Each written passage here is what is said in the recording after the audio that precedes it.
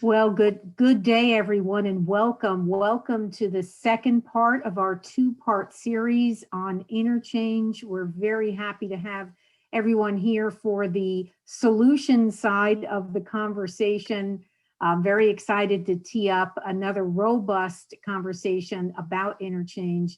We had quite the lively discussion last week. I have to say it was really fun to hash through some of the problems that we see with interchange, to see all the lively chat that went on and all the really great ideas that were presented. So tonight is our brainstorming session. Tonight, I want you once again to put yourself in the guise of your Payments University MBA class. Last week, we looked at the problem of interchange. We did our root cause analysis. And this week, we're going to be talking about solutions to interchange. I want you to think of interchange innovation and put your whiteboard cap on, and let's get into the conversation. Hi, I'm Patty Hewitt, otherwise known as Paymentgal, and I am here with my partners NYPAY. I'm going to miss my main partner, David True. He was unable to make the meeting tonight. He's on a well-deserved vacation. So I do have a few things I want to share with you before we get started. First of all, I want to thank the sponsor, DWT, for sponsoring this event. We very much appreciate that. I'd encourage everyone to please mute your microphones, and you can go ahead and go off video for the rest of this conference. However, please light up your chat screen and get ready to ask questions and make comments. The panel will be reviewing these. We'll be watching and looking at these, and we'll be bringing questions in and comments in as they come along. We'll all be able to see them, and we really welcome that. The other piece I want to remind you of is, NYPAY is all about furthering and nurturing conversations among us, and they have another event coming up on May 26th, which has to do with Property Tech 2021. So if that's what you want to know about, why investors, why people are making investments, why fintech is addressing problems in property technology, that's your event. It's taking place May 26th. Go for it, look for it on the site. So once again, welcome. It's really great to have you here. So just a couple more disclaimers, and then I'll introduce our panelists and we'll go ahead and get started. So first of all, this is a press-free event. And I want to urge anyone that may be on the call from the press, we welcome you, but this is an off-the-record conversation, and we ask you to please respect that. The other piece is that each of the panelists is here as private individuals. They are not representing any viewpoints or opinions of past or present employers. They are here on their own, speaking from their own experience, and I want to thank them very much for stepping up to the plate.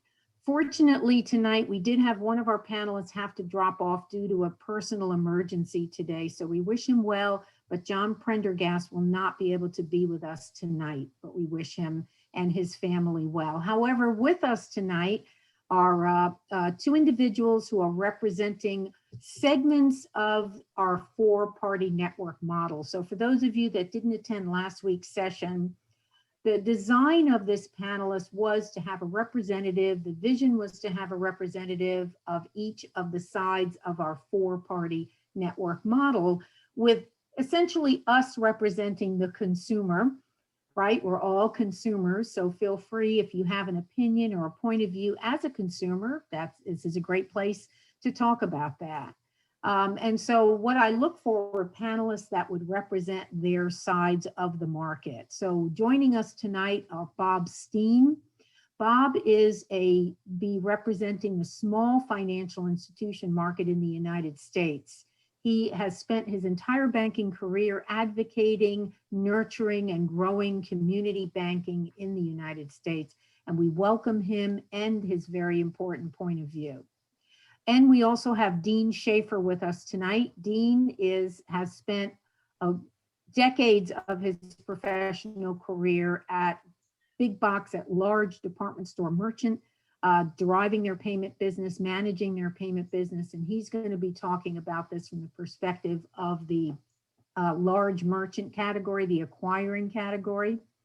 Since John was unable to attend us, I will do my best to stand in for him. John's role was to represent the large financial institution market. So I'm going to try to put a foot in that world and in the network world, because unfortunately for this event, as well as last week's, I was unable to secure anyone who could speak to this from the network's perspective. Card network's perspective, or any network's perspective. So I invite you again, if you have that point of view from a large financial institution or the network, please participate via chat. We welcome your input. And finally, in order to further the conversation, I don't want our conversation to end here. I would like to continue it. And to that end, I have started a new group on LinkedIn called Interchange Innovation. Just look for Interchange Innovation in the groups. And please sign up to be a member of that group and continue the conversation. This is something I think that's very important in our industry. I'm of the opinion it is time for our industry to step up and address the problems in interchange ourselves, not wait for government or judicial intervention, but to solve our problems. And that is the purpose of these two conversations that I've had that NYPAY has been kind enough to partner with me on. And it's the purpose of the Interchange Innovation Group on LinkedIn. So with that, we are going to go ahead and get started. So I teed up just a very tiny deck. This is no death by PowerPoint by any means, but I'm just going to share with you a brief overview of where we started, where we ended last week's conversation.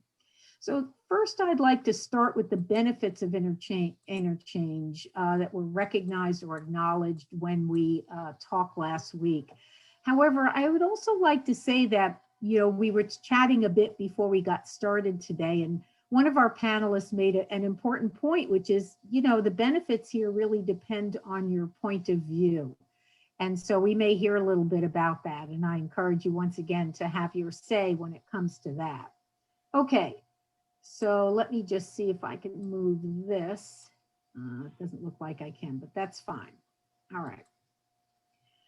So the benefits of interchange as a mechanism of value transfer. And again, I'd like us to really think about interchange as that, as a means of, an efficient means of determining the transfer of value between two unconnected entities. I think that's really the business model that we're talking about here.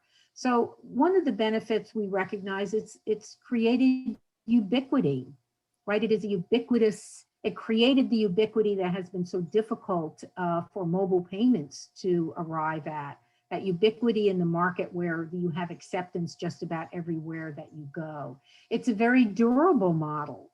It's a model that has stood the test of time. It's efficient in the way that it operates. It's a very mature and stable model, and it's very efficient. And it's importantly, it is scalable. Here in the United States, no question, this is a scale market. We know that a lot of companies that have tried to launch things in the US out that you need to be able to ramp up and ramp up quickly and ramp up safely. And interchange is definitely a scalable model. It does provide, it has been shown that it does provide purchase lift. That there is purchase lift, especially in credit cards. That's another important benefit. We also identified rewards as it's the underpinning of rewards. Now, that's a provocative statement because not all stakeholders are going to see that as a benefit. And I'm sure we'll get into that as we discuss more about this. And it also allows for disputes. So it is not an irrevocable payment, but it does allow for disputes and chargebacks. So these are just some of the important benefits of interchange. So what are the problems that we identified in our discussion? Well, first of all, it is complex. In fact, in the United States, I think we have one of the most complex matrices of interchange, and that has made it very opaque. Dean made, I think, an important point last week when he said it is the only thing he could think of as a merchant where he does not know what he is going to pay until he pays it. And that's a really important takeaway, that that type of opaqueness is not present in other types of services. This is unique to Interchange. It's asynchronous. It only goes one way. It's not dynamic. It's static. And so there's no interactivity in Interchange. It all flows one way. Now, sometimes it does flow to the acquirer. And there were people that pointed out in last week's conversation that when debit was first introduced, for example, debit at the point of sale, it operated like ATM transactions, that Interchange actually flowed to the acquirer. That didn't last very long, but that's how it got started. It's unilateral in that there is one central arbitrator that unilaterally decides what interchange fees are going to be and what the algorithm is around interchange. I think that's also a unique aspect of it. We can recognize the fact that it has uneven benefit distribution. If you remember, again, on last week's conversation, where this series came from was a LinkedIn article that I wrote called Disrupting Interchange. And I asked the question as to why fintech, why we as an industry are evolving so many parts of our market, but we're not evolving interchange, that it is not beneficial to all parties in the market. And in fact, in many areas, I think we could point to it as being a constraint. And it also limits network choice.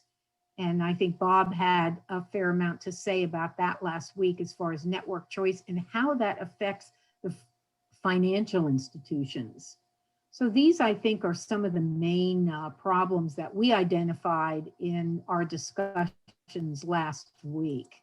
So the question really is, how do we preserve interchange benefits?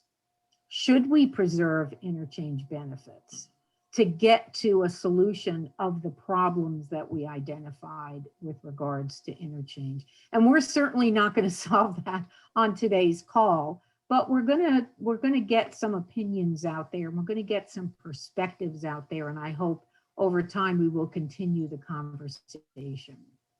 So I want to just ask the other panelists, does anyone have anything more that they would like to say about that? Is there anything you want to say about our conversation that we had last week that we're going to pull into this week?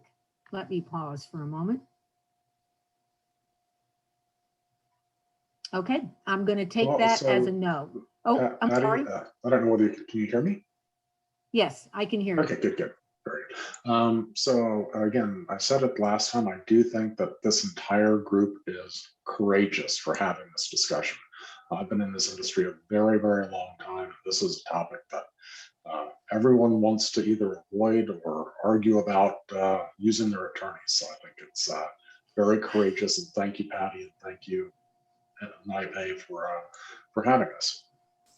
Well, thank you very much to our panelists. I agree with you. You know, one of the things that really struck me is how challenging it was to pull together this panel, to really talk about this publicly.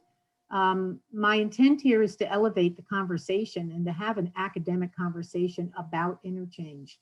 As Dean pointed out, many of us have many private conversations, but this is an opportunity for us to really begin thinking about, as an industry, what impact we could have on one of our main business models, and certainly the only real construct we have today, aside from advertising, a value transfer. So thank you very much for saying that, Dean. I appreciate it. So I'm going to go and stop sharing now, and I'm going to go back to our panelists. I want to make sure we've already got chat going. Oh, we've already got chat going. So thank you so much. And so I'm going to start with Bob. Bob is going to kick us off. We're going to go in reverse order. Bob is going to go ahead and kick us off and talk a little bit about his thoughts on a solution to the problems of interchange. So Bob, go ahead and take it away. All right. I'm Bob Steen. I'm with a small community bank in East Central Iowa. I come at this from a perspective of a small bank that has to look at our merchant customers in the eye and explain their issues with regard to the cost of taking payments in. And I also am on the board of Shazam, which is the debit network, which one could argue is the last of the independent debit networks. They were a leader in the Debit Network Alliance, and that has recently dissolved, which is their attempt to try to get some leverage within the industry. I'm a lot better at complaining about the problem than being responsible for solutions. But I've thought a lot about it, and I do think I wore the routing argument out last week, but I do think it's a big part of this discussion. And so just with regard to getting people in the discussion, I know how hard it is.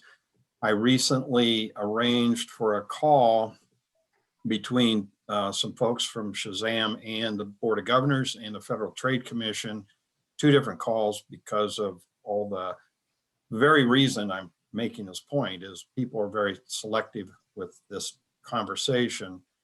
And what was interesting to me was when I made this arrangement with the Board of Governors, and they reminded us that all things Fed are public, and they summarize the conversation and they post it. All of a sudden, we're pulling back. We're worried. We're talking to internal attorneys, and we're scaling back the documentation and conversation. And there's a reason for that. There's just conflicting parties. Shazam represents community banks, they represent credit unions, they represent merchants are a big part of their customer base. It all has to work together, but we have to be careful where we say what we say. I never know when to be quiet, so here I am. The point I was trying to make with the board and the Federal Trade Commission was some of the nuances of just the small things that matter to routing, and ultimately it does impact interchange. And so the nuances of single message versus dual message, how tokenization affects routing, what routing choices are there, et cetera, for merchants. And I would just say, and I warned Patty that I might mention this on her chart. I was very involved in the Federal Reserve Faster Payment Steering Committee, Directory Work Group, all those things. And I thought we wore the word ubiquitous out in that process. But ubiquity, makes, if you're a card holder and your card works anywhere, which it usually does, almost always does, that's ubiquity. But it's not, we've done some experimenting with closed loop cards, and if it's really interesting how different the merchants run transactions. We have a very large convenience store chain in the Midwest, Casey's. They're now over 2,000 stores. They just bought another chain in Oklahoma. What's really interesting to me is if you go in the store, that you can do a debit transaction and you key in your PIN, everything works fine. You go to the pump and they process all of those through the credit process, which has to cost them more money.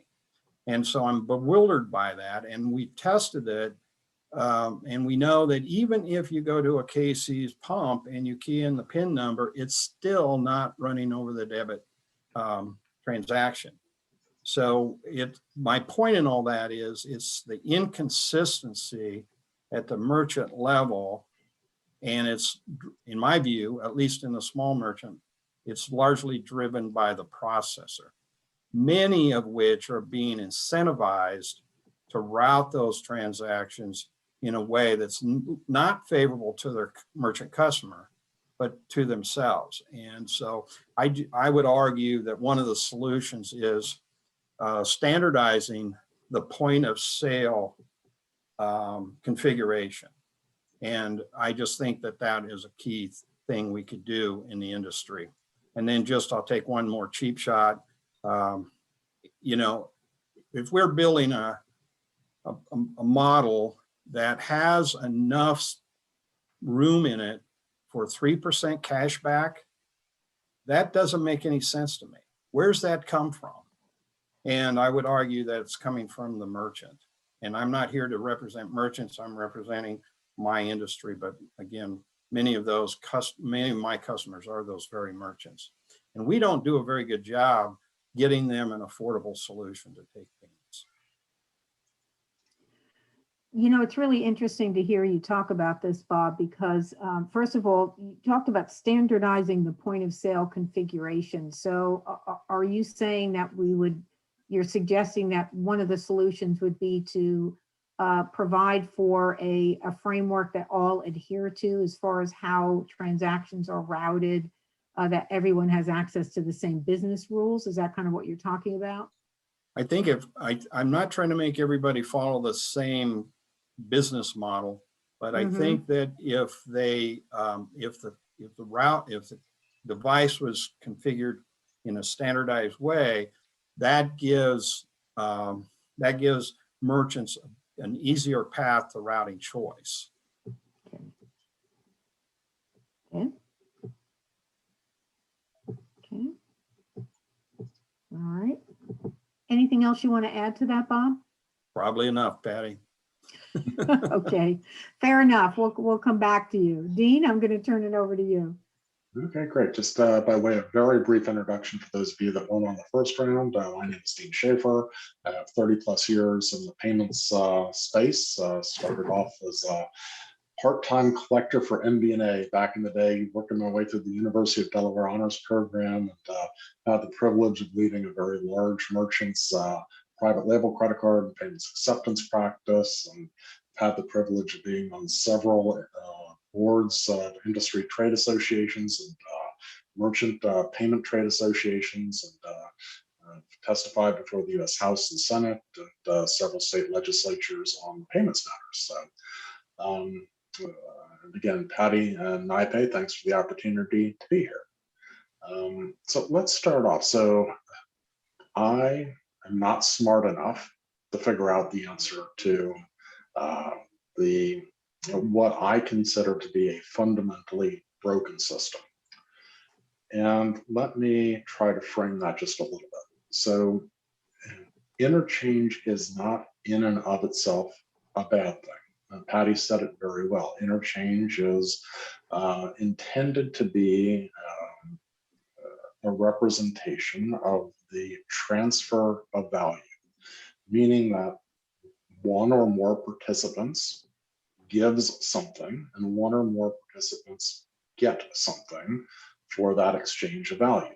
Patty mentioned that we have largely a four-party system, in some cases three-party, but largely a four-party system in the US. So the question is, in my mind, how is the value that is exchanged quantified? Who quantifies it, and who ensures that those who are adding value to the system are properly rewarded, and those who are taking value for the system are properly paying for the value that they receive? And it leads me to one of the first characteristics of a solution. So I don't have an answer, but I do have some thoughts around characteristics of a solution. And the first one is that there cannot be a unilateral setting of those exchange rates, meaning that one party in a four-party system should not be permitted to unilaterally set the value equation or to determine that value equation. It should be an impartial observer that does so in a data-based way, meaning if the merchant is receiving value for that, for a given transaction, they should pay for it in an appropriate quantity. And if the merchant is driving value into the system, in the sense perhaps of building balances on which financial institutions charge interest and assess late fees and other methods that they extract value from the system, perhaps the merchant should be compensated for driving that value into the overall system. What I don't think we have done at all is even scratched the surface on who is providing value and how much value is being provided. So that's sort of characteristic number one. Characteristic number two is that value should be, so either the cost or the benefit, the cost or the reward, should be known in advance. There should not be anything but complete transparency. When I accept Bob's PIN debit card, I should know how much it's going to cost me. And when I accept Patty's World MasterCard, I should know how much that's going to cost me as a merchant. And by the way, the rest of the participants in the system should know what it's going to cost them or what it's going to earn them in that given scenario. So, in short, the costs and benefits should be known in advance. I think the third characteristic is that to the extent that there are rewards, and I don't know that there needs to be rewards, but to the extent that rewards are a part of or a parallel to the interchange system, those rewards should be directly between the related parties. And what I mean by that is that it's my view that interchange largely funds rewards that consumers perceive to be provided by either the network or by the issuing bank. And really, it's a very convoluted perception, much like, sorry, that was recent. So it's a very convoluted process in that really the value of that transaction is paid for by the merchant, but delivered to the consumer through the issuer. And so why should that be? If there's value to be derived, it should be between the initiating and receiving party. Some of the things, though, that I think that we really have right and that a solution has to preserve is, the worn out word ubiquity. Yes, whatever we do has to be a function that can be used in every channel. So we talked a little bit about some anachronisms last time. We talked about things like card present versus card not present, which is meaningless in an omni-channel world. It's meaningless when we start talking about buy online pickup in store, curbside delivery, et cetera, et cetera. So that instantaneous and ubiquitous transaction has to be built to accommodate all of the modern sales channels. Another characteristic that I think a fair interchange system has to consider is emerging technologies, whether it's blockchain and cryptocurrencies, or we've already mentioned it here, real-time payments through the clearinghouse or FedNow program. Are there advantages to using those types of systems? For example, in real-time payments, there is the opportunity to send a tremendous amount of supporting data in related messaging. Is that something that is beneficial, particularly in a business-to-business card transaction? Is it beneficial in certain consumer transactions where either the merchant or the consumer needs additional documentation around that financial transaction? Some other things that I think we've got mostly right is that we have a robust compliance program in place. Can there be improvements? Sure. But the solution has to consider AML, KYC, bank security, we have to have a system that is safe and secure. One of the other characteristics, I think, is that or at least that we should consider, is the idea, much like in RTP, that a push payment has significant potential advantages over today's pull payments for payment cards. Is there really a need for dual messaging? There are real advantages to push payments in terms of irrevocability, limiting disputes, and overcoming some of the challenges that, for example, ACH has today. So, I'll be quiet now. Those are some of the characteristics that I think are important, and would love to hear what others think about that. Wow, you covered a lot of ground there, Dean. I took so many notes. I'd really like to kind of go back to this idea of unilateral definitions. The fact that it's not just the unilateral setting of exchange rates, but also kind of the unilateral definitions of, for example, what's card present, what's card not present. I think about this as being based on an ISO 8583 message format. We are, of course, moving into a new environment where people will be transacting, and the largest banks are already transacting under ISO 20022. So that's going to give us a much more robust set of message data, which you also talked about. And we're getting some comments about what is value. How do you determine what value is?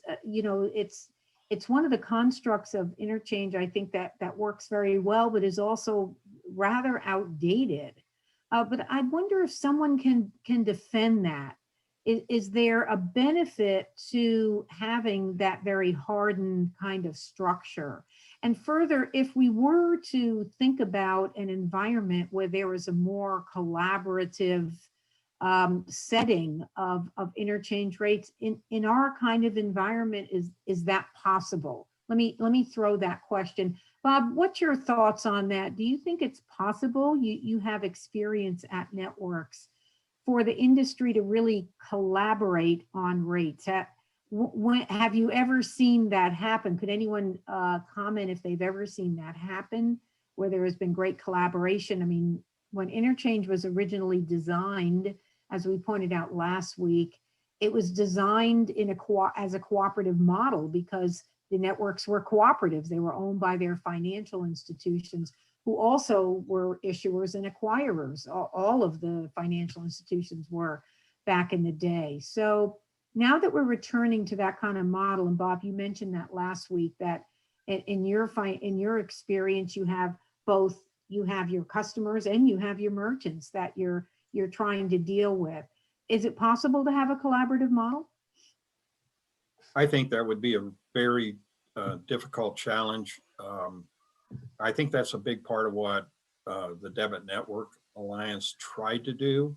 They tried to they came at it from, let's try to standardize some of this, so we are naming the things the right way, and so we can at least put a label on it and then know how to try to associate some kind of risk payment or risk reward basis for it, cost benefit. It didn't work as the debit networks became merged and were acquired, and so they gave up, and it's really unfortunate, but that is just the result of it. And so I guess I'd respond two ways. One is, and I know Durbin was trying to level the field a little with the 10 billion and above and the small bank difference in interchange, but it was doomed to failure. It was never going to work in the long term. It meant well. It was trying to do the right thing. It did impact big financial institutions' interchange revenue significantly, and it gave us a little slack. But here we are today. And as a fintechs, we're being accused by some that fintechs are targeting us because we're in that exempt category. And so they can there's more interchange to work with in a fintech model. I don't really think that is what is driving small banks to participate with fintechs. I think they're just trying to stay relevant in the payments business. I know we are, and we're working with a number of fintechs. And it's difficult because they simply do not know the regulatory environment we live in. And it's just, you just have to reel them back in all the time. And so Durbin, I think that trying to fix that price, it created some of that, I guess I forget exactly the term you used, but the hard and fast numbers. And, and then I would say that dominance in the industry is the other force that just is hard to get around. It just, and even as a small bank, and I mentioned this last week, we just added some bins for some of the fintechs we're working with. And it's and that takes the Visa, in our case, Visa, it takes Visa or MasterCard's blessing. And so, it's a love-hate relationship and it costs a lot of money. And so I think that dominance in that misguided attempt to fix pricing with Durbin probably makes this more difficult, not less difficult. So what I hear is that the attempts of regulators to, control, I use it in air quotes, interchange, from your perspective, did not really provide the protection that they were anticipating, that they certainly hoped it would have for smaller financial institutions. And in fact, perhaps from some people's perspective, it has exposed them now to this, to the potential of even more regulatory oversight relative to fintechs, if fintechs really are exploiting smaller financial institutions strictly for the interchange. I think we have to recognize debit interchange is much lower than credit card interchange. So there is definitely a difference there, and there's no regulation on credit card interchange. So Dean, I want to go back to some of the concepts you said about value should be known in advance. And that really spurs a question in my mind of what can fintech bring to this table? What can fintech offer us as far as understanding more about this value transfer? Is it even possible in our environment to get to the point where we could know in advance, where there would be better clarity and more openness on interchange? Can you speak a little bit about that? Sure. And so I am by no means a data scientist, but it seems to me that with a sufficiently large data set and with sufficiently robust analysis that, people talk about AI and machine learning, and I know just enough to use those buzzwords and not really know what they mean, and I'm not sure that 99% of the people that use them really know what they mean either. But it seems to me that with a sufficiently large data set and sufficiently advanced analysis, we could determine as a group, and I say we, meaning all four parties in the payment system, could determine whether or not a given purchase was incremental, meaning that the provision, for example, of an additional line of credit increased a merchant's basket size, or increased frequency, or increased the lifetime value of that consumer. We could also determine whether or not and this is at a very large scale, whether or not that transaction increased finance charge and late fee revenue for the issuing bank. We could determine the economics, the value that each party gives or receives in a particular transaction. Now, I'm not suggesting that every single transaction be valued differently. I think that's all but impossible, but I think that you could, at that level, calculate the value given or received for large subsets of transactions and say, you know, in this merchant, in this channel, when a pinned debit card is used, here's the value on average that each of the parties gives or receives, and that can be known, right? That should be able to be known in advance at the aggregated level, and then that's the value that is exchanged, whatever is calculated at that level. And the implication, of course, is that there's a huge data set that somebody is mining and that there is sufficient technology to mine that and calculate it, but it seems doable. Patty, you're on mute.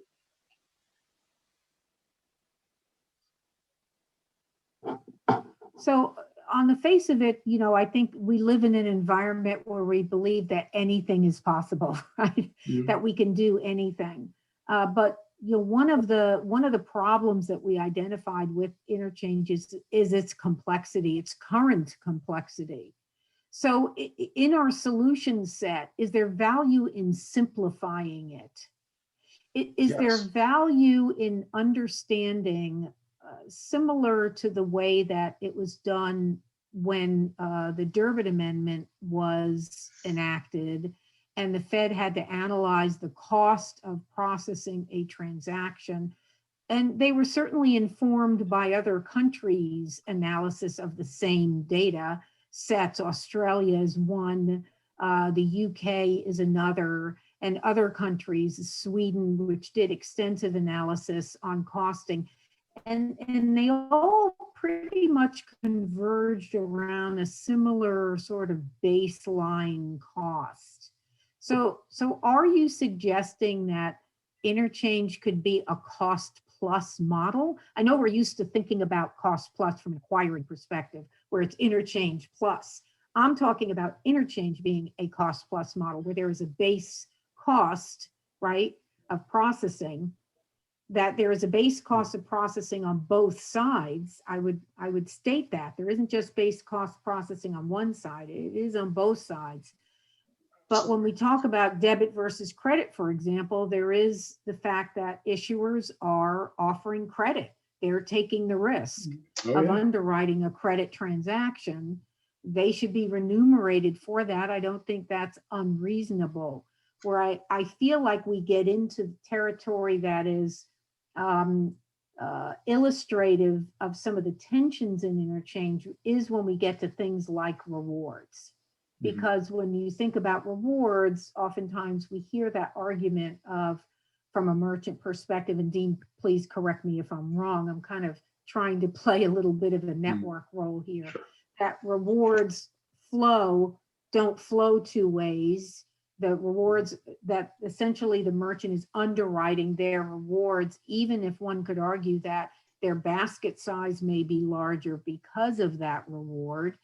So this I think really illustrates the complexity of this thought process that we have to go through, this mind meld of trying to understand what is the solution to that kind of complexity. But when I think about that sort of complexity, I think that perhaps one solution to consider would be a simplification. And can Bob or Dean, can you comment, or anyone, can we comment about that? Well, my response to that would be that and we talked about this a little bit again last week, but if you look at the matrix of the different interchange rates that merchants deal with, an international card versus a rewards card versus a basic card, the matrix in itself one could argue it's complex by design. It's intentionally complex, and because it is very difficult to understand. As I indicated, on the debit card side, our own switch bill is very difficult to track. We had an assessment from Visa Pass-Through this month that I've spent 3 or 4 days trying to figure out what that is. We are going through a tokenization process. Maybe that's what it is. We're adding some bins. Maybe that's what it is, but I don't know what it is. And it's frustrating that it's that hard to figure out. You know, and it's paid. And then the other thing I would say with regard to even Durbin, and again with Durbin, you know, in spite of the Fed's best efforts to analyze what that should be, it ended up being arbitrary. And certainly the $10 billion bank cutoff, financial institution cutoff, was arbitrary. And so it's, you know, I think they're making the best effort to balance this in some way. But if you're, if you know, depending on your perspective, like we talked about earlier, you know, what's one person views as a benefit, that may be at my cost, sort of thing. I think though it's just complex, and part of it is probably necessary, and some of it I would argue is intentionally complex. Yeah, so is one of the solutions that could potentially be advantageous would be a simplification again. You know, as Dean suggested, kind of this cost plus idea of coming up with what it costs to actually process a transaction, house an account, provides risk management. Although I would argue that risk management is very much handled on the merchant side as well, and is a very big cost component of their cost structure, is that risk side of it. So if a merchant can demonstrate that they are capable of providing equal or better risk management than an issuer is, should interchange flow the other way? Yeah. So Patty, can I unpack a few things that you said in the last round Sure. of questions? So Please. So one of the things you mentioned is, should interchange be cost plus? And as I think about it, there is absolutely a fundamental underlying cost, which is no different than sending an email, right? So there is a data exchange, a fixed cost per transaction, just to amortize the system and all of the investment in the systems. And there should be a benefit for provisioning that system. And then the question becomes okay, if we can all agree on that, then what's the plus? And you mentioned that issuers get compensated for bearing the risk of the transaction. And that is true, but they also derive the benefit of the balance billed for for revolvers and the finance charges and other revenue streams that wouldn't be there absent the transaction that built the balance for the non-revolvers. So should merchants be rewarded for helping issuers build balances? Maybe, right? So I think, and the other piece that you mentioned to that is that more and more the protection of the system, not from a credit risk perspective, but from a fraud and data breach risk perspective, and reputational risk as well, is borne more and more by the merchants. So I remember 10 years ago, we had much less robust fraud detection systems, chargeback management systems, and now even a medium-sized merchant has many external systems that they pay for to avoid chargebacks, to avoid being on one of the card networks' fraud management systems, where they are forced to bear more of the burden of not the credit risk, but I'll call it the transactional risk. So we're being asked to protect this fundamentally broken system, when perhaps we should be investing not in band-aids, but in a lift and shift to a system that can inherently avoid some of those risks. The other thing that you mentioned, Patty, was simplification. So I want to be clear, when I talk about doing data analysis on this massive amount of payment data that's at least theoretically available through the card networks, what I mean is that we would do exactly what you suggest, which is simplify. There is no reason to have 400 different interchange rates in the United States based on the kind of merchant you are, the kind of card it is, when you process it, and how you authorize it, and whether it's pinned or unpinned. So I think we could probably realistically distill the number of interchange rates down to a dozen, maybe a couple of dozen rather than 400. And if we could do that, then the value exchange associated with each of those could be known to all of the parties in advance of the transaction. That then begs the question that goes a little bit beyond interchange, which is, okay, if I know that Bob's pinned debit card is going to cost me $0.25, and I know that Patty's World MasterCard with super duper rewards is going to cost me $50 to accept, an interchange, do I have the right as a merchant to steer my customer to a lower cost of payment, or in fact refuse that $50 transaction if that is not if it's not to my benefit?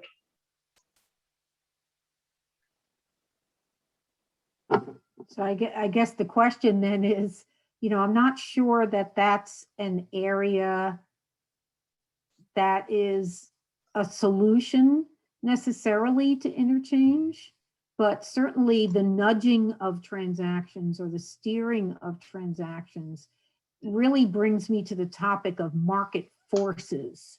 So we talked a little bit about, and I think you made, really an excellent point. We should remember there's a number here, 400 interchange rates. That seems like a lot. If we think about essentially the finite number of cards that are possible, right? That seems excessive, just thinking about it. So that distillation, I think, is an important component. Mm-hmm. But the other piece that really, what your comments really triggered for me is market forces. And I would say that merchant steering is a market force. It's enabled by technology. I think it's enabled by very sophisticated technology. I'm not sure it's readily available technology. I don't believe it is, but it is technology. But doesn't that really speak to more of a market force, similar to the way that a network like real-time, like FedNow may have ultimately a very negative impact on traditional debit card transactions, because it is going to supplant some of those transactions, especially if larger merchants are able to really hook into and leverage that FedNow system, which I'm sure they're interested in doing if it offers a much lower cost of payment. My experience in alternative payments indicates that they're not always much lower cost. Often when you really get down to adding it up, they're a very similar cost to what you might pay. So I think in some cases we have to diverge our conversation one way when we talk about debit, to Bob's points about routing and other things, and really the interchange that's available for debit. And the other is about credit, which is a much more complex. We've had some comments about credit and how credit flows back and forth and the benefits of credit. So Bob, do you or Dean want to comment on that, on just market forces? Or let me ask you this, Dean, would you say that merchant steering is more of a market force that may be applied against interchange as opposed to a solution to interchange in general? Yes, I agree with you.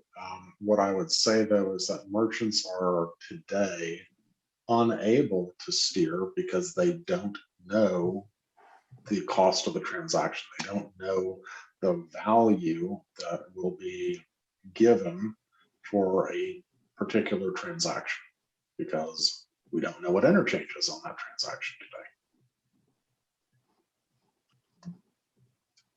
But yes, the short answer to your question is yes. Merchant steering is a market force as opposed to fundamental to the solution of interchange. Okay. And by the way, I do agree with you that many of the fintech solutions, real-time payments, buy now, pay later, many of the cryptocurrencies, blockchains are all going to apply significant, and already are applying significant pressure to legacy payment systems. Right. Even if they are not necessarily significantly or materially less expensive to accept, but there may be other benefits connected to those transactions. Again, we're talking about really, we're trying to isolate interchange. As we recognized as a panel when we met before these sessions even started, we acknowledged the fact that this is going to be a difficult charter to just isolate interchange because it operates in a complex set of, it operates in a very complex environment. Bob, I'd like to ask you about your thoughts on real-time payments and on FedNow potentially having this impact on traditional debit card transactions at some point when a debit card becomes more of a fallback form factor where we are using either push payments or we're using mobile wallet payments to affect pay now transactions, which debit is certainly one of those. How do you feel that's going to impact, do you think, again, that market force will have on traditional debit card transactions and the interchange that goes along with it? Well, I've argued for quite a while from the beginning of the Faster Payment Task Force that we were not imagining the use cases that will come from real-time payments. And I think that's already borne out. We saw a lot of that that sort of thing in just basic same-day ACH that seemed so difficult to achieve. And it was basically as simple as changing the effective date to today and sending the file. There was nothing mysterious about it. At 6 o'clock in Mechanicsville, Iowa, guys, that's why you're hearing the siren. But when I noticed early on in our conversation tonight that Dean made the point of saying that if business to business card payments run over real-time payments, how that changes things. And then my question is, do we even need a card in that equation? Do we need a card in a business to business payment? So I guess my perspective on this is, payment rails are sort of like regulations. They just never go away. The paper check is a good example. Our small bank, our claim to fame is we sent the first Check 21 file to the Federal Reserve in December of 2004. And I made the point at that time that that last paper check is going to be really, really expensive. And the Fed has already started telling us that because of the volume going down continually, and they have to maintain this infrastructure to handle and settle and clear paper checks, our costs are going to go up, and they just really don't have a choice. And so the paper checks are still flowing, and every time check volume goes down, that next check costs more money. And so I would argue that, or not argue, but I would make the point that I do think that real-time payments, the clearinghouse model, which we, by the way, since in the past week, we are now a receive-only bank. And it's ironic because what we're seeing are Square payments. And I'm wondering, what in the hell am I doing spending all this money so Square can settle on my network or in my bank on real time? But in any event, it's step one. We will be a send bank, but I think that it will have pressure on the other payment rails, and I think that will happen to some extent with ACH, probably less because it's pretty efficient, pretty inexpensive. I think it will, and Dean mentioned this information that can go with the remittance information that can go with the real-time payment, which will allow the request for payment model. And maybe instead of sticking the invoice in the envelope with a check, you can get that, you can accomplish that same thing in real time with the real-time payment system. But on the other hand, there are some merchants like Target, who's got their own little internal red card, which is basically ACH. Now, they don't know when they accept that card if money's in my account, but their risk is pretty limited because they know that if I don't have money in my account, I only get one chance at that. And so they're not paying interchange on that. They're paying a fraction of pennies on that ACH transaction. So they've made a decision to try to gain loyalty, which I think is pretty effective, and avoid interchange on that card transaction. So there's a lot of ways to do this, but I think that most of it comes back to, for now, in terms of volume, in terms of credit card transactions and debit card transactions, interchange is still a big part of the discussion. And Patty, I think one of the things we're on a little bit of down a little bit of a rabbit hole in real-time payments, but I think it's relevant. So for those of you that have not gone out to look at the clearinghouse's document library, I suggest you do so. It has a lot of really, really good information about how the real-time payment system operates, and something as payments professionals we should all at least have a basic working knowledge of. But I want to compare and contrast two transactions. Imagine I'm a business and Patty's a business.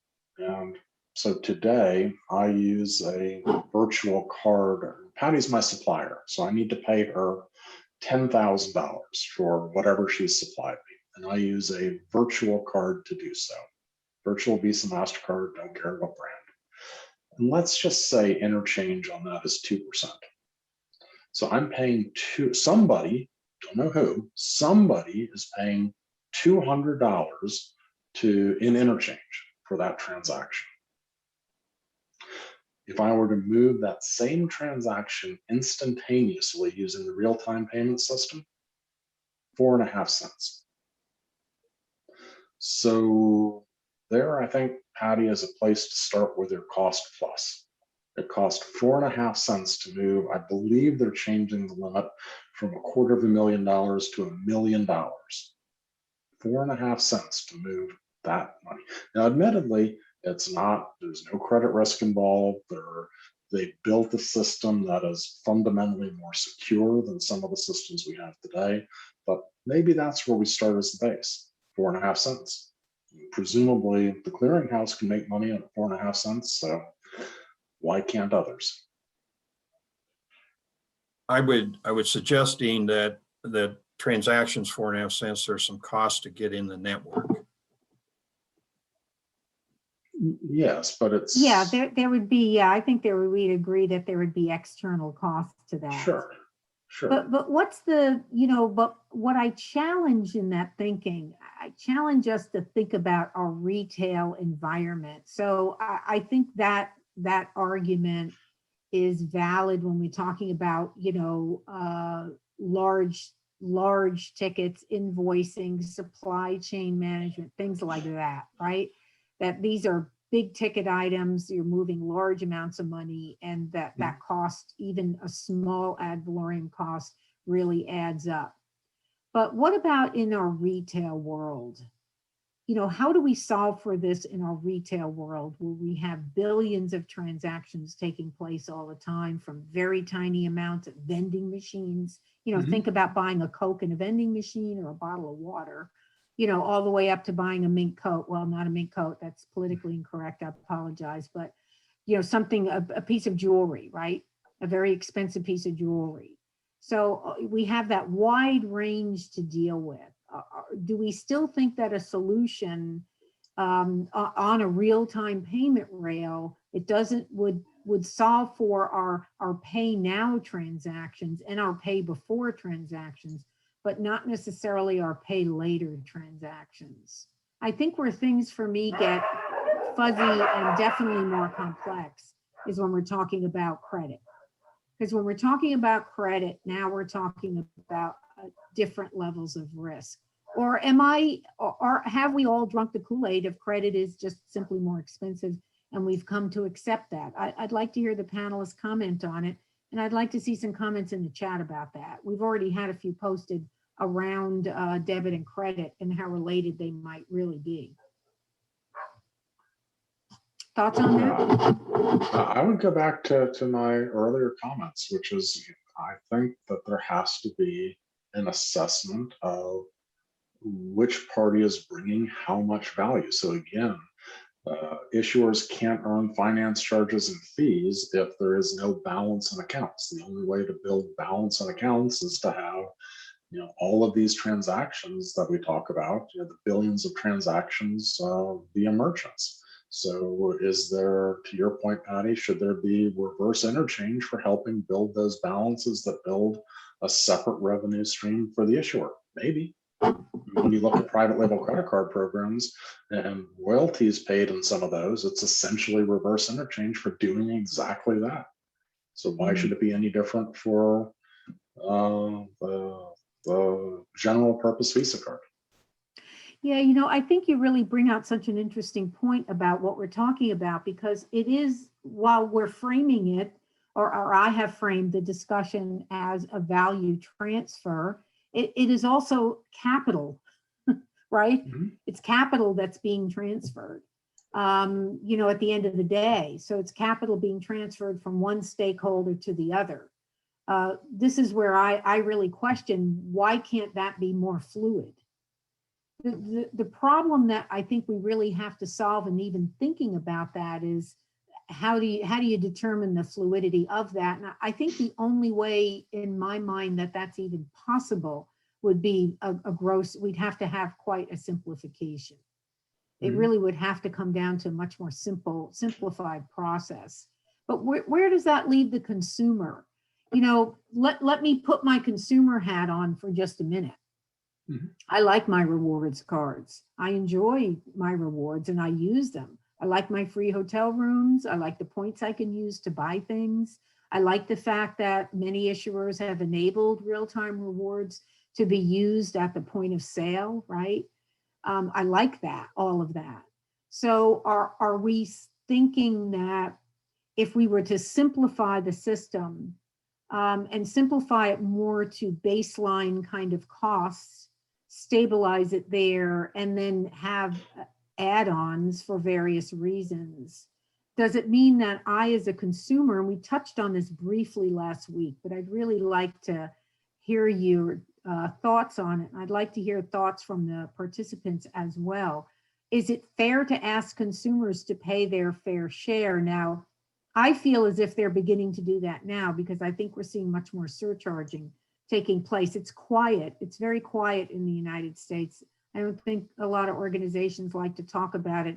And I do think it's more prevalent on the B2B type of transactions, where you have a surcharge or you're being asked to cover credit card fees. But for example, anecdotally, just a couple of months ago, when I made a purchase of a large ticket item, I was asked to pay, and I used my credit card to pay that.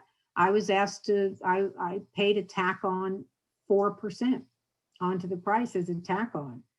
And I either wanted it or I didn't. They weren't going to waive that. That was part of their pricing structure. And so I paid the 4%. So I actually paid the merchant's fee in that case.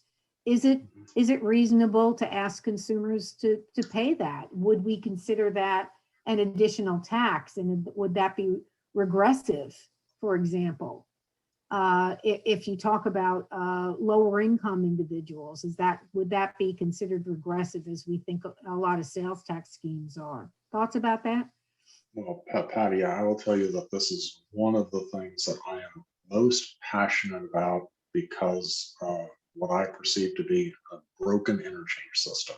And we touched on this last time. A merchant that sells any significant number of SKUs cannot price differently for cash versus credit versus debit card payments. So no matter how the consumer pays, they pay the same $100 for the pair of shoes. And I imagine that everyone on this call is fluent and that they can earn rewards points and that they can burn those points on trips to Europe or whatever they want to do. And there are a lot of people in this country that are unbanked and underbanked and are paying the same $100 for the same pair of shoes and effectively funding the rewards through merchant interchange, through the issuer, back to the affluent customers.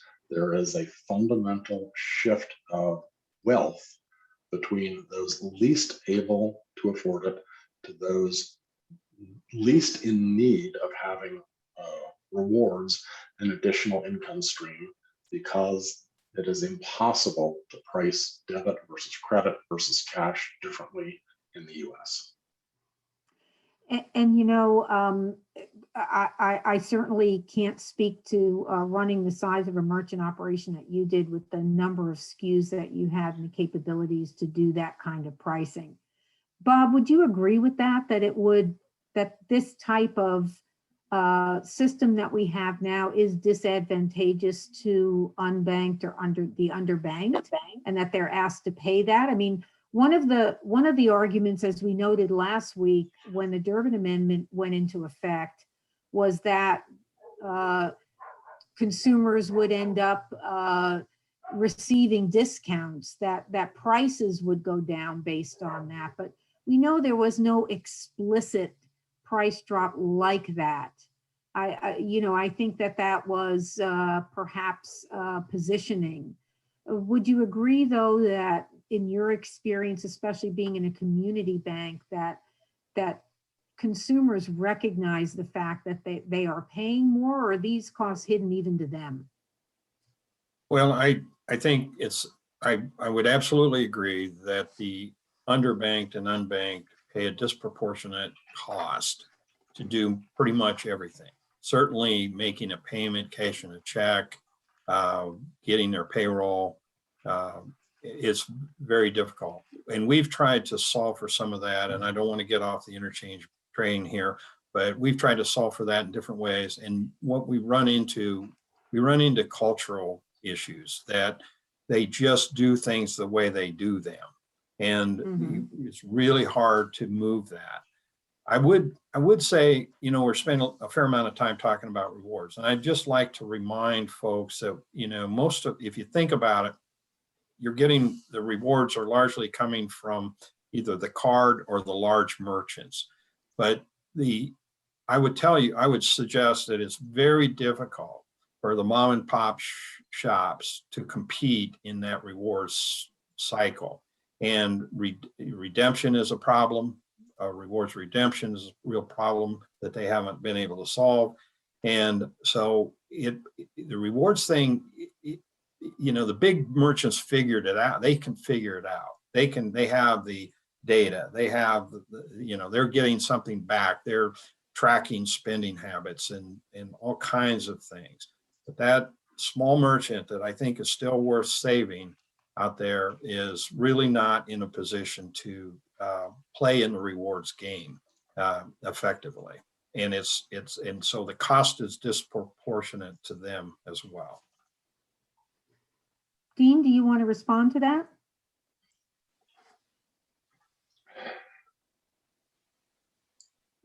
Yeah. To me, it is.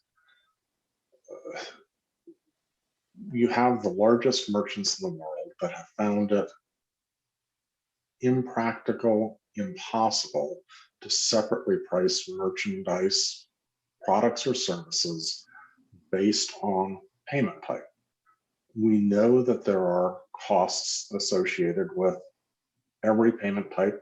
We know that the costs associated with credit card transactions and the interchange are the highest costs of any payment type. So if I am a consumer and I cannot qualify for a credit card, and I have to pay the same $100 for the same pair of shoes, how is that not a regressive transfer of wealth? To say that a merchant can price differently, talk to Walmart, talk to Target, talk to Southwest, talk to any large merchant, and they will tell you that it is impossible to price differently for different products. So it sounds as if the potential solution to put more control into the merchant's hands, to allow them, for example, to steer to least cost form of payment and the like, is, I think what you're saying, Dean, is that's just not realistic. Correct. Okay. That's what I wanted to make sure I captured, because that's one of the arguments that is often made about this. And actually, we're having a pretty lively discussion in the chat about unbanked and underbanked.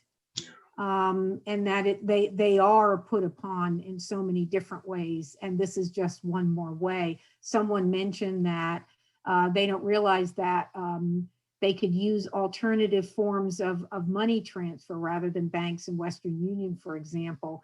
But surveys say they're learning. This is one of the participants indicates that. And I think that's true.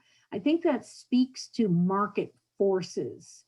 And if market forces are really part of the solution, I don't see how they cannot be part of the solution, especially as we begin in our country to see the impact of things like open banking, real-time payment systems, more push payments, Dean, to your point, and also merchants generating their own payment forms, offering their own alternative forms of credit in the form of buy now, pay later, for example, or their own credit as acquirers are getting banking licenses. I think that's another banking force or market force that's really in play here. So, let me take a moment here to summarize. And if anyone has any final questions in the audience, please post them. This would be a great time to do that right now. But I'd like to really synopsize. This has been a great conversation. I really, once again, thank Bob and Dean for their forthrightness and their honesty in this conversation. So some of I think what I captured in more, what I would say might be more realistic solutions, more innovative solutions around interchange is we zeroed a lot in on the complexity of interchange, and that may be one of the real weak spots of interchange right now is its complexity and the fact that there is an opportunity to simplify. There's an opportunity to simplify, as Bob indicated, right at the point of sale, to provide more standardization at the point of sale, to provide an experience that is more standardized so that you're not having all of that additional cost overhead, right? Dean mentioned, I think, a very good point about maintaining scalability, but simplifying the rate structure so that we take 400 rates and boil them down to a much more reasonable level, and perhaps also a reasonable set of value connected to those, right? Where certain values are connected to those, and then in other cases they are not, similar to what happened with Durbin. And yes, it did have an impact on a lot of debit rewards programs, but I don't think that made anyone throw away their debit card. Now, we could argue that there would be a different reaction on the credit side, right? Because credit, but it also may open up an environment where there is more collaboration between merchants and financial institutions regarding rewards. One of the things that we mentioned in last week's discussion is interchange, I think, constrains our market. It constrains the way that we think about our products. I think if we were freed from thinking about interchange as an underwriting methodology for certain benefits that are transferred to consumers, we would think more broadly about how to deliver those benefits. And those benefits could be delivered in a more collaborative fashion between issuers and acquirers, or issuers and merchants. And I would encourage us to think about that as a solution. Also in my notes, merchant steering, I think Dean has been unequivocal about this, is just simply not realistic. I do think that there are payments orchestration technologies that are beginning to be used to do some routing decisions and thinking about routing, but it really has to do with more a baseline, I think, network processing cost than it does about interchange, because one of the main problems that does need to be solved about interchange is its opaqueness, its lack of transparency. I think if we were able to open that up a little bit, I think you'd see perhaps different types of steering going on at merchants, perhaps if they had more visibility into it. We also have market forces here at play that are going to solve, to some extent, our interchange issues, because they're offering alternatives to the existing networks. Although I would argue that perhaps over time they would develop these more complex systems as well. That remains to be seen. They're not even in market yet.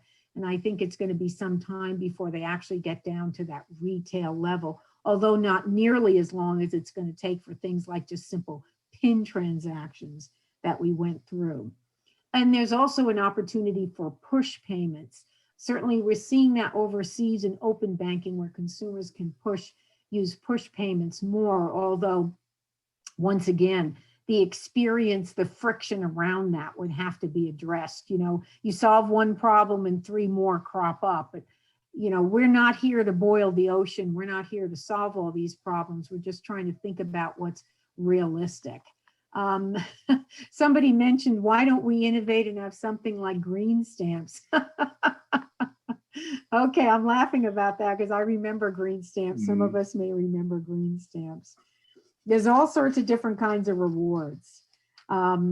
So I think that's a good synopsis and probably a good place to land here. I'd like to ask our panelists if they have any final thoughts, and then we'll do a final wrap up.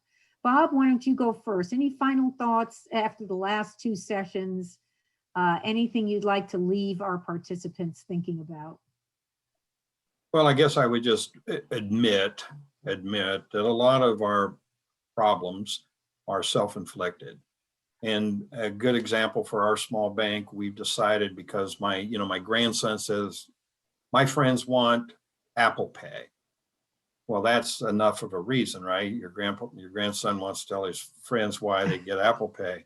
So if you want to give away customers, spend the money to tokenize your cards for Apple Pay. And because whether it's Apple Pay or Samsung Pay or Google Pay or Garmin or Fitbit, whatever it is, the whole purpose of that from their perspective, aside from charging me more money for every transaction and controlling routing, I've lost all control of routing at that point, is they drive my customers to their payment solution, and it's hard not to do it. I know what I'm doing, and it's hard to just tokenize my card and stay away from their payment solution. So it's coming at us 100 different ways, and we're paying money to do it. And it makes absolutely no sense, but it's cute. Okay. Yeah, I hear that. Dean, any final thoughts from you? Thank you very much, Bob, by the way. Dean? Yeah, so my final thoughts are, let's keep the discussion going. As I said at the onset, I think the whole group should congratulate themselves on being courageous and collaborative. And if we can grow this discussion in a constructive and meaningful and collaborative way, maybe we're smart enough together to figure out the right solution. Well, I couldn't agree with that more. First of all, I want to once again shout out to NYPAY and the great job they've done with this 2 series of conversations. I thank all the participants that hung in here for both sessions. I hope it was meaningful to you and it got you really thinking about solutions tonight. Bob and Dean, you guys have been fantastic. And in absentia, I also thank John Prendergast. I'm so sorry he wasn't able to join us in this conversation tonight, but it's really been terrific. And to Dean's point, let me emphasize once again, I think it is critical that we as an industry really address this problem constructively. We address this problem as a business problem that we can solve. I think we came up with some very interesting ideas that can be explored. I invite you once again, join the LinkedIn group, Interchange Innovation, which can be a platform for discussion, but I urge you all, cross-discuss. Let's cross-pollinate our conversations and not stay in our own echo chambers, but talk to our fellow participants and really begin to think about how we can make interchange beneficial to the entire market. And with that, I think we're going to end our event. Once again, I want to thank you all very much. I wish you all a pleasant good evening. Everyone, please take care and be well.